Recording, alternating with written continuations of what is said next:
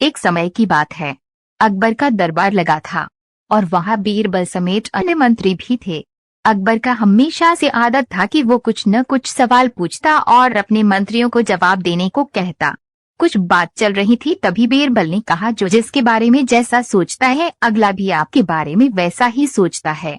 अकबर को ये बात समझ नहीं आई और अकबर बोला, मैं तुम्हारे बात से संतुष्ट नहीं हूँ, नहीं मैं इस पर विश्वास करता हूँ। जब अकबर ने कहा तभी अन्य मंत्रीगण बीरबल की चुटकी लेने लगे।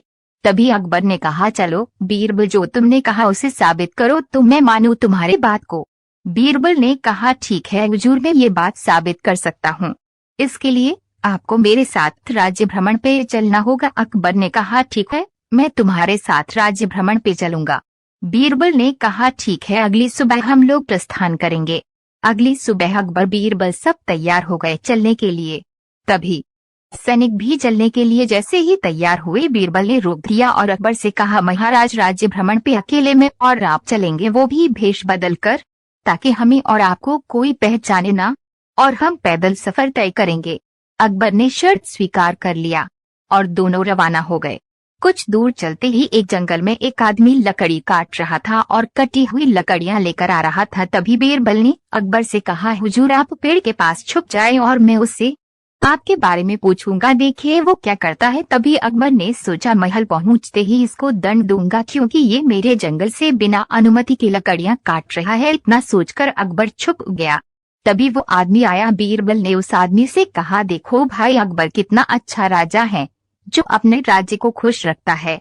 तभी उस आदमी ने कहा, अरे काहे का अच्छा राजा, उसके राज्य में तो सब भूखे मर रहे हैं और तुम कहते हो अकबर अच्छा, उसके जैसा दुष्ट कोई राजा नहीं। इतना कहते ही वो आदमी वहां से चला गया।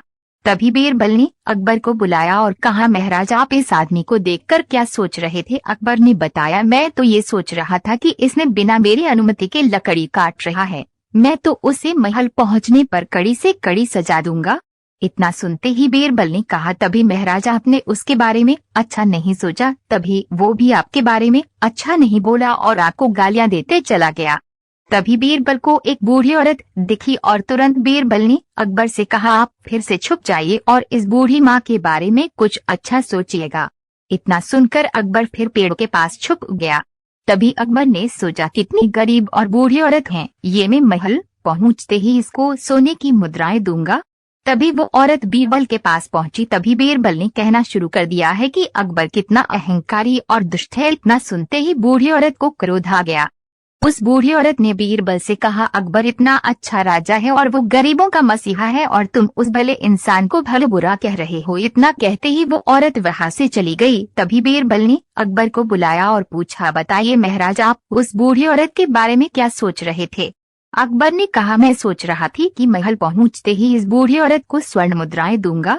तभी बीरबल ने अकबर से कहा, अब तो आपको समझ में आ गया होगा कि उस दिन मैं क्या कहना चाहता था, लेकिन आप विश्वास नहीं कर रहे थे, इसलिए मैं आपको ये सब दिखाने आ गया। तभी अकबर को समझ में आ गया और वो बीरबल के ऊपर बहुत खुश हुआ।